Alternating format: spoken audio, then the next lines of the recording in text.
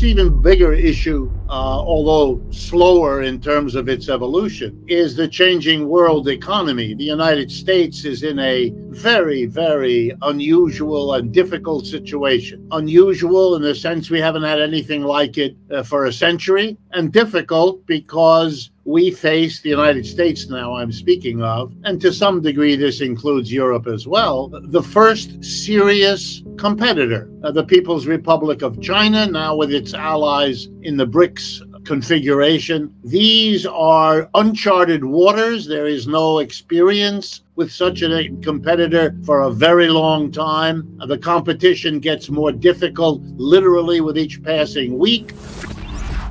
There is enormous conflict and division in the United States as to how to cope with this problem, or even whether we can cope with this problem. So we have enormous challenges and uncertainties. And then the underlying reality is that we're a society that has been undergoing a growing gap between rich and poor, unequal distributions of wealth and poverty that get worse with each passing decade for at least now the last 40 years, 1980 to the present. The instability, our business cycles are as bad as ever. We had a crash in 2020, another one in 2008, then another one in 2020, 2000, 2008, 2020. Another one is now coming down the pike. We're in the early stages of it. So the instability and the inequality that have been long-term problems are not getting any better. And so this is a difficult, very difficult period of American economic history. And I only hope that our friends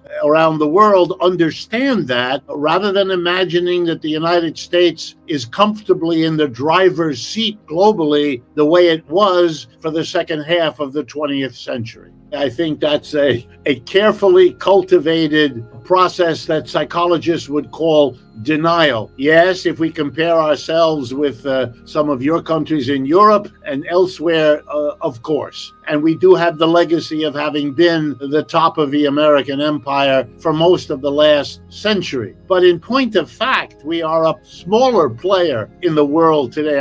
I'll just give you one of the many factors that lead me to answer no to your question. The G7, the United States and its major allies, now account for about 29% of global GDP. China and its allies now account for about 34% of global GDP. The numbers are rough, and all these measurements are, but they are revolutionary. The United States and its allies are no longer the player in the world, the dominant, who is so dominant that everybody else is a marginal footnote. That's over. China and its allies are now major players. And I would argue that every country on earth, including the United States, is in a process of trying to figure out how to adjust to this sea change in global economic life. And the United States, for example, the Republican Party, which, if the polls are to be believed, will win the presidential election with Mr. Trump this November,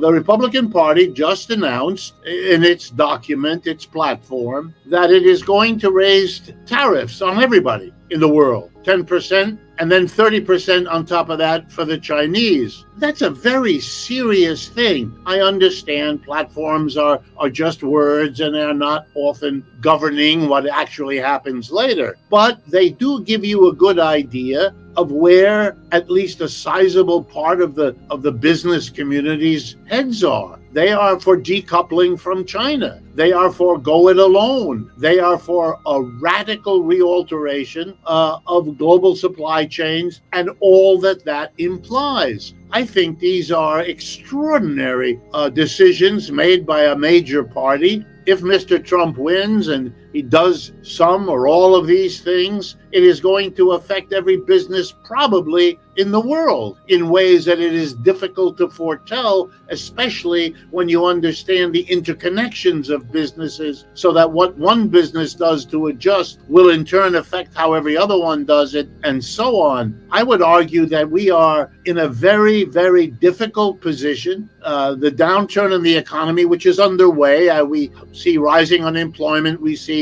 falling job numbers, we see a record office vacancy rate. We have not recovered recovered from the pandemic transformation. It is costing us, if you know how long-term leases in commercial buildings work, you know it takes years to unwind leases that typically run for 5 or 10 years. We are in the early stages of that unwinding process. The role of the dollar in the world is less than what it was 20 years ago, markedly less. I could go on, but to gloss over all of that by saying, well, we're in a strong position, this is maybe good for your digestion, maybe helps you sleep at night, but as economic analysis, not so good.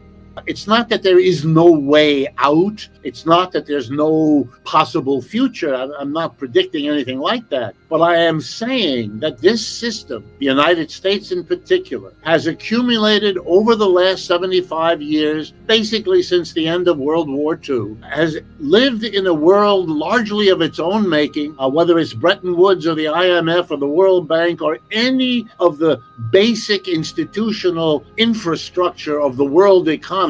It has let other people in when it has been advantageous to do so, whether it's Russia, China, or anybody else. And it has had largely a free ride, and that's over. And that's a very difficult situation.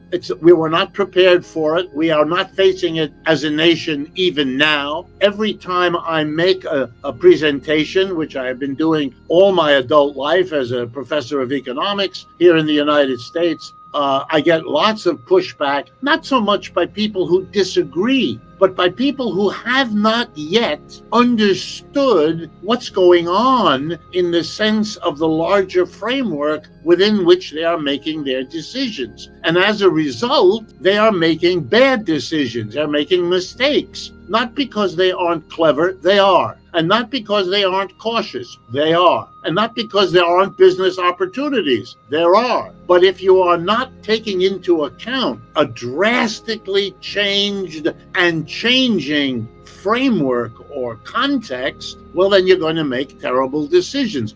Let me give you simply one. Russia invades Ukraine, February 2022. Okay, what is the West going to do? Solution. It's going to supply Ukraine with limitless money, limitless weapons, and impose sanctions on Russia, the mother of all sanctions, which in many ways it was. Mistake. Why? Because Russia has somewhere else to go to offset the sanctions. India, China, Brazil, we all know now, 2 years later, what was possible 2 years ago. But that should have surprised no one. That should have amazed no one. That should have been part of the calculations. Right now in Washington, and believe me, I know, it's understood that most of these sanctions failed. They didn't do what they set out to do. The ruble isn't collapsed. Russian GDP is in better shape now than it was last year or the year before. The price cap on oil is an utter dead letter. I could go on, but the list of failures suggests a bigger problem, and I would argue it is not being willing to come to terms with a changed global situation that's getting more changed with each passing day. The basic problem was, for the United States, a classic capitalist problem, namely profitability declining long-term. Things had looked so good in the aftermath of the end of World War II. Remember, Britain, France, Germany, Japan, Canada, China, none of those potential competitors, if they really were such, were in a position to compete with the United States. They had all been devastated literally by the war or indirectly by the effects of the war. The United States, by contrast, other than the Pearl Harbor event, had no bombs fall on it, lost relatively many fewer people to the war, and basically emerged from a Great Depression, the 1930s, by virtue of putting half of our unemployed people into uniform and the other half of them producing the guns and bullets and so forth that the uniformed folks needed for the war. So when the war is over, the world is our oyster. Every other imperial country, Britain, France, all the others lose their colonies if they haven't already lost them, and the United States fills the vacuum, to make a complex and long story short. And it puts us in this incredible kind of position. We can afford, for example, to give our workers 5% real income increases every year with wages. Inflation is held back. You're able to reproduce for the whole world. The Marshall Plan allows you to sell goods to Europeans to rebuild in their society, and so on and on. All of that by the 1970s and 80s, that wave of rebuilding and of taking over the world economy and making it the American empire is done. And so now you have a bit of a crisis, well known in the 1970s, and they have to find solutions, and they do. And that's what we are living with now. The solution number one, tremendous focus on technical change that is economizing on labor. And whether you want to point to the computer or to robotics or to artificial intelligence or to atomic energy, I mean, there's an endless array of technical changes that are very advantageous to capital and much less so to labor. Number two, you move out of the United States. The jet engine and the internet provide you with the ability to be as directly on top of situation with a factory in China or Brazil or Nigeria as you used to be with one in New Jersey or Massachusetts or Pennsylvania. And Americans discover quickly, as do Europeans and Japanese, that they can find well-qualified, well-educated, well-disciplined labor forces at a tiny fraction of the wages, and with the whole thing brokered by governments desperate for what they call economic development and willing to provide all the infrastructure, all of the tax holidays that could be imagined. And so you have this extraordinary explosion, which we rechristen neoliberal globalization, but it's really another phase of capitalism maximizing its profits, offsetting the decline of that good time after World War II. So now we have global dispersion, we have technological change, and then the last of the three, increased mobility of poor people leaving countries of low wages and coming to work in the metropolitan countries in huge numbers, often taking the poorest jobs, the lowest paid jobs, allowing the native, if you like, working class, a kind of a temporary holiday of not being at the bottom of the totem pole, being above that, having the immigrants replace them. Yes, there are problems. We see them more and more, but the bottom line was a really good period of capitalism, record profits, booms in our stock markets, but the accompaniment, a growing gap between the top 10 to 15% who could participate in all of that through the stock markets, but a mass of people whose jobs in manufacturing in the United States and in Western Europe disappeared, and who did not find comparable jobs under comparable circumstances, at least not in the United States. And that is shaping and shaking our politics now, because that can't go on. Neoliberal globalization has produced such a pushback, such a reaction, that the American working class, for the first time